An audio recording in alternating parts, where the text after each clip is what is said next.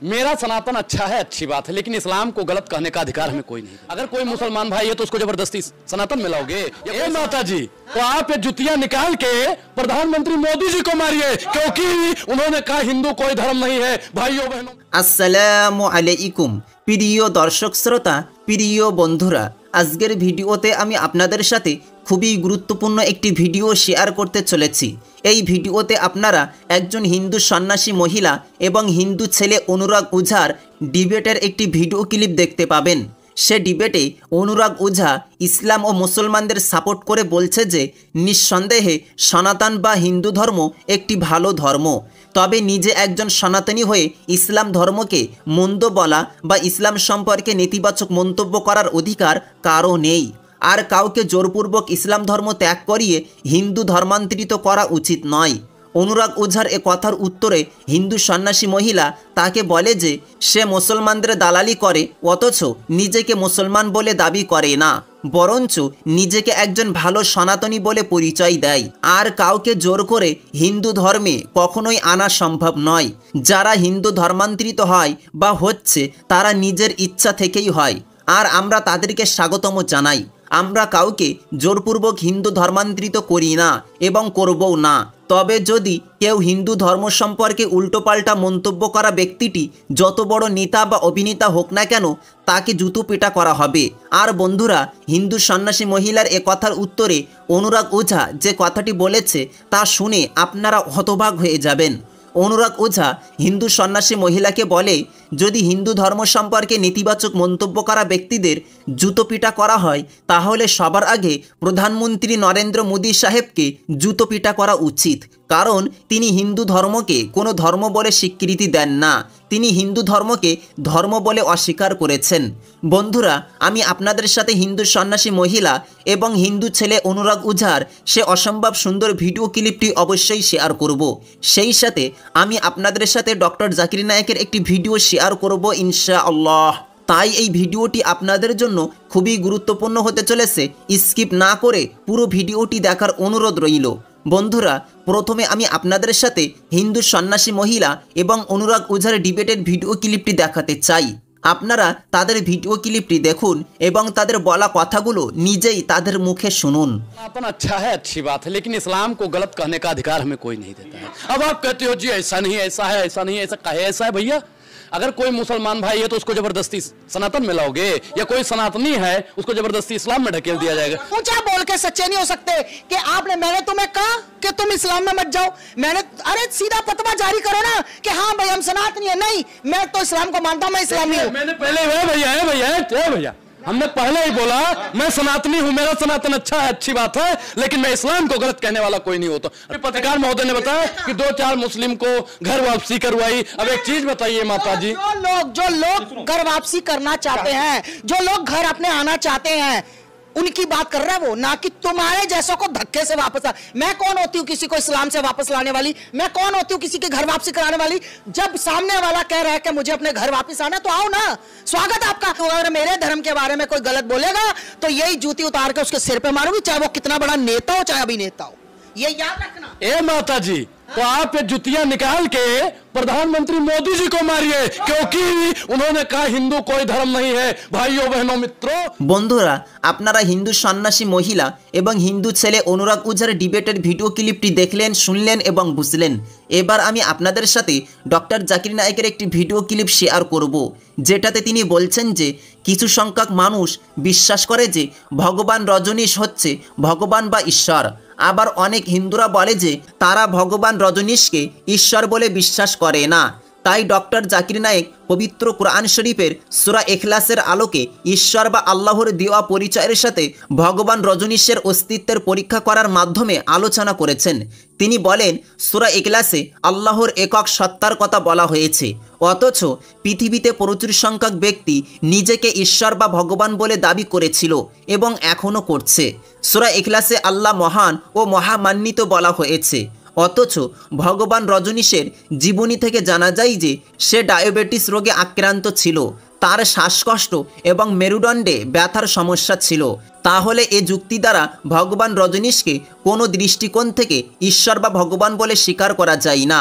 সূরা ইখলাসে বলা হয় যে ভগবান বা আল্লাহ কাউকে জন্ম দেননি এবং তার থেকে কেউ জন্ম নেয়নি, অথচ ভগবান রজনীশ মধ্যপ্রদেশে জন্মগ্রহণ করেছিলেন এবং তার পিতা ও মাতাও ছিলেন, তবে তারা তার শাগরেদ হয়ে গিয়েছিলেন। ডক্টর জাকির নায়েক আরও বলেন যে ভগবান রজনীশ আমেরিকার অরিগন নামের শহরে রজনীশ সম্প্রদায় গঠন করে, যেখানে সে আমেরিকার লোকজনকে নিজেকে ঈশ্বর বা ভগবান বলে পরিচয় দিয়ে তাদেরকে ধোঁকা দিত।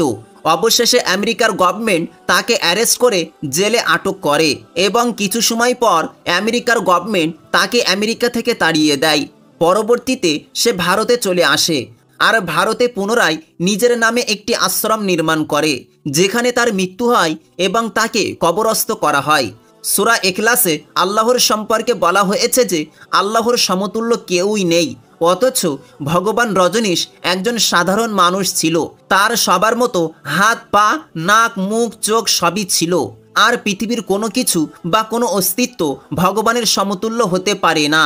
বন্ধুরা, এছাড়াও ডক্টর জাকির নায়েক আরও গুরুত্বপূর্ণ কিছু কথা বলেছেন। আমি আপনাদের সাথে ডক্টর জাকির নায়েকের সেই ভিডিও ক্লিপটি শেয়ার করতে চাই, আপনারা তার ভিডিও ক্লিপটি দেখুন। कई इंसान ये मानते हैं कि भगवान रजनीश वो खुदा है। सवाल जवाब के दौरान एक हिंदू दोस्त ने मुझसे कहा कि हम हिंदू नहीं मानते कि भगवान रजनीश खुदा है। तो मैंने उससे कहा, मैंने कभी भी नहीं कहा कि हिंदू मानते हैं कि भगवान रजनीश खुदा है। मैंने ये कहा कुछ इंसान मानते हैं भगवान रजनीश खुदा है। मैं हिंदू मजहब की किताब पढ़ चुका हूँ, उसमें कहीं भी नहीं लिखा हुआ है कि भगवान रजनीश खुदा है, लेकिन कई इंसान ये मानते हैं कि भगवान रजनीश खुदा है। आओ हम ये परखें कि भगवान रजनीश सूरह इखलास के 4 लाइन की तारीफ पे उतरता है कि नहीं। सबसे पहला, कुल हो अल्लाह अहद, कहो कि अल्लाह एक है। क्या भगवान रजनीश एक ही है? क्या वो एक ही इंसान है जिसने खुदा बनने का दावा किया?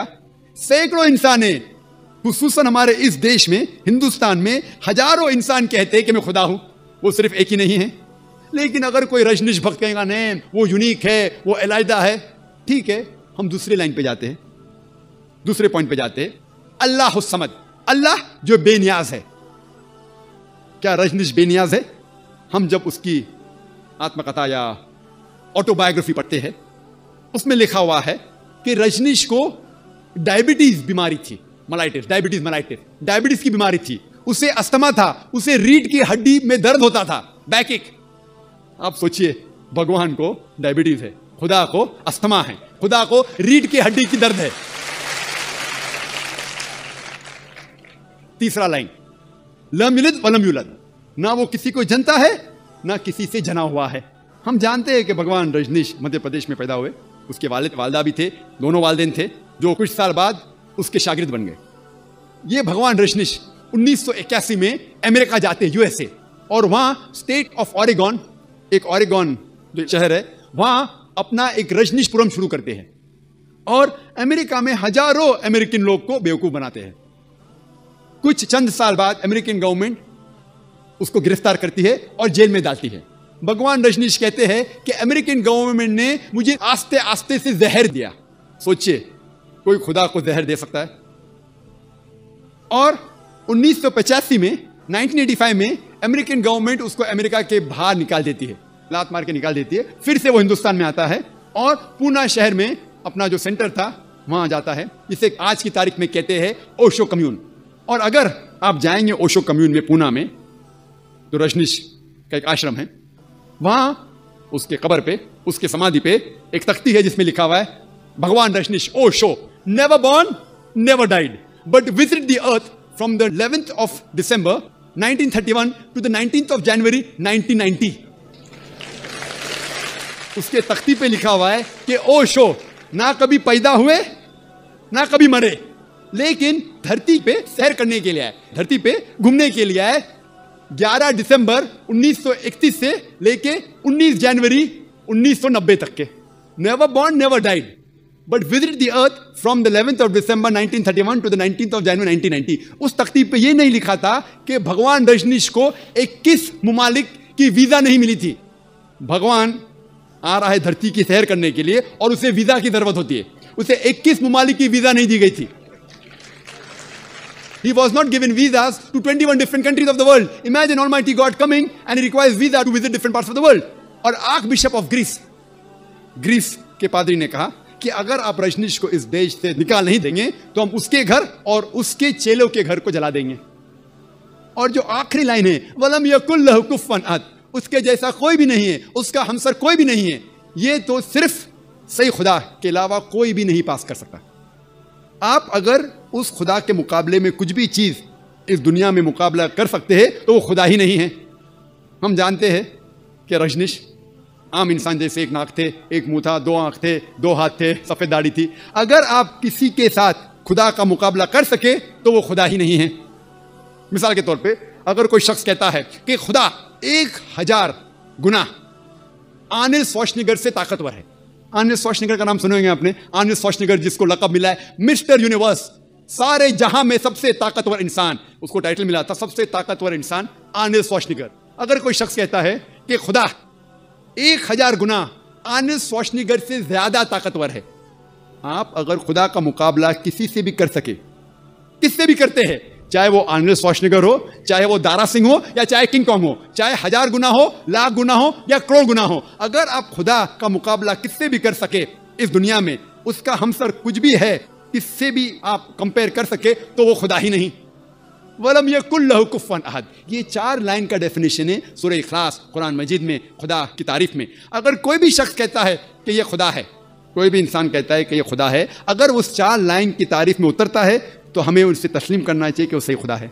वरना अल्लाह ताला फरमाते हैं सूरह इसरा में सूरह नंबर 17 आयत नंबर 110 में, कुलिदुल्लाह अब्दुर रहमान अय्यमा तदू फलहुल अस्माउल हुस्ना, चाहे आप कहो उसे रहमान, अल्लाह को चाहे रहमान कहो या अल्लाह कहो, कुछ भी कहो लेकिन अच्छा नाम कहो। বন্ধুরা, আপনারা ডক্টর জাকির নায়েকের ভিডিও ক্লিপটিও দেখলেন, শুনলেন ও বুঝলেন।